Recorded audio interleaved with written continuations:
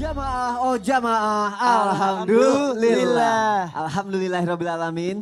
Buat jamaah yang baru bergabung, hari ini kita sedang membahas tema daripada mencaci maki, lebih baik mencuci hati. Langsung aja kita lanjutkan pelajaran kita pagi hari ini jamaah. Aku punya tayangan dari Khabib Nurmagomedov yang membela ayahnya yang dicaci maki oleh musuhnya. Kita lihat tayangannya yuk jamaah, silakan. This is respect sport, you know. This is not trash talking sport.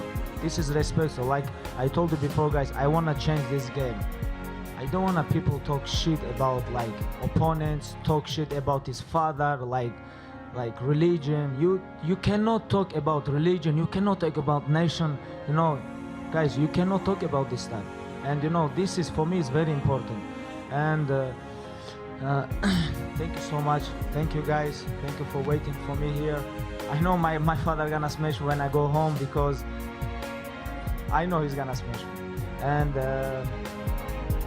Nevada, sorry. Vegas, sorry. And Alhamdulillah, undisputed, undefeated UFC lightweight champion.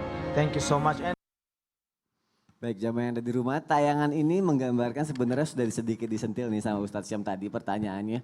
Kalau misalnya kita dicaci maki itu benar gak sih akan diangkat derajatnya hingga rezeki kita tuh ke yang tinggi banget, kita dapat rezeki dari Allah. Hingga orang yang melihat kita tuh jadi kayak orang yang penuh dengan wibawa. Nah kenapa aku bilang tadi sudah dibahas sedikit sama Ustadz Syam, benar gak nih? Kalau misalnya kalau kita dicaci maki, apalagi orang tua kita atau keluarga kita, sebenarnya kita lebih susah mengendalikannya daripada kita sendiri yang dicaci maki. Kalau gitu langsung aja kita minta penjelasannya dari Ustadz Syam. Silakan Ustadz. Bismillahirrahmanirrahim. Tabaik guruku Ustadz Maulana, Mas Soni dan juga Adi yang dimuliakan Allah Subhanahu wa taala dan seluruh guru kami yang menyaksikan Islam itu indah. Itulah cinta. Ketika mencintai seseorang, kita tidak mau terlihat atau yang namanya melihat mereka disakiti oleh orang lain. Karena niat kita ketika mencintai itu adalah ingin membahagiakannya bagaimanapun usaha kita. Maka jangan pernah membiarkan orang lain menyakiti orang tua kita. Maka baginda Nabi SAW mengingatkan, janganlah seorang anak mencaci maki kedua orang tuanya. Heran sahabat.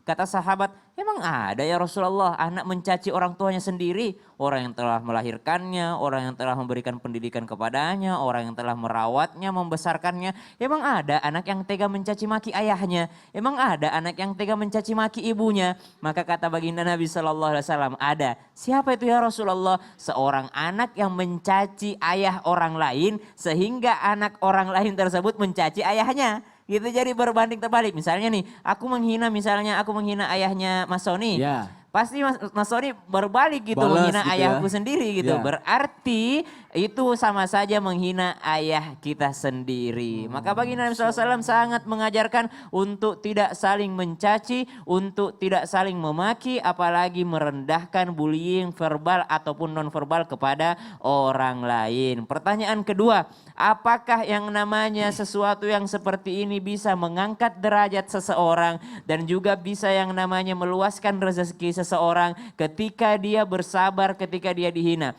Bersabarnya ketika dihina itu seperti perkataan Imam Asy-Syafi'i. Datang kepada Imam Asy-Syafi'i murid-muridnya, wahai guruku, engkau tadi dihina oleh orang ini. Engkau tadi dijatuhkan oleh orang ini. Mengapa engkau diam? Maka apa jawaban Imam Asy-Syafi'i? Kata Imam Asy-Syafi'i, orang-orang itu datang untuk menghinaku. Itu menambah yang namanya maaf kebodohan mereka, kejahilan mereka, tapi diamku akan menambah kewibawaanku. Seperti kayu gaharu. Kata para muridnya, ada apa dengan kayu gaharu? Kayu gaharu itu dibakar dulu baru kecium baunya.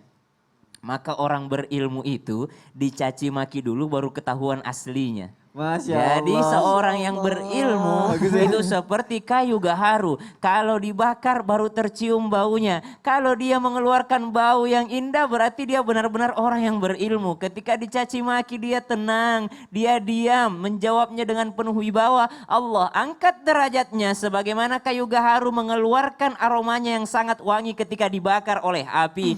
Tapi orang yang membalas dengan cacian, makian yang seperti itu pula, wali'adzubillah, bukanlah akhlak yang diajarkan dalam Al-Quran. Wa ibadur rahman alladzina yamshuna 'alal ardi hauna wa idza khatabahumul jahiluna qalu salama. Mereka berlalu dengan mengatakan, maafkan saya, memang saya yang salah, engkau yang benar. Lain kali saya akan lebih mengintrospeksi diri, menyucikan hati. Masya Allah. Kalau gitu aku sekarang mau kayak kayu gaharu. Gimana tuh? Mau Oke. dibakar? Sini Oh, Bang. jangan. Biar tercium wanginya ya nggak Masya masalah. Allah, Biar dari kayu tercium. gaharu aja kita bisa belajar banyak ya Ustadz Syam ya. Iya, siap. Sekali lagi terima kasih untuk penjelasannya. Sama-sama, Ini Ustadz. jadi pelajaran buat kita semua jamaah yang ada di rumah, Masya Allah. Tinggal pilih mau jadi seperti apa dan bagaimana cara menanggapi orang yang sudah mencaci maki kita jamaah yang ada di rumah. Tapi kalau udah belajar, kita tahu harus seperti apa. Tapi biasanya yang namanya caci maki kan kadang kan gak cuma melibatkan satu orang, dua orang. Nah aku pengen nanya sama Ustadz Maulana nih. Ustadz Maulana, kalau misalnya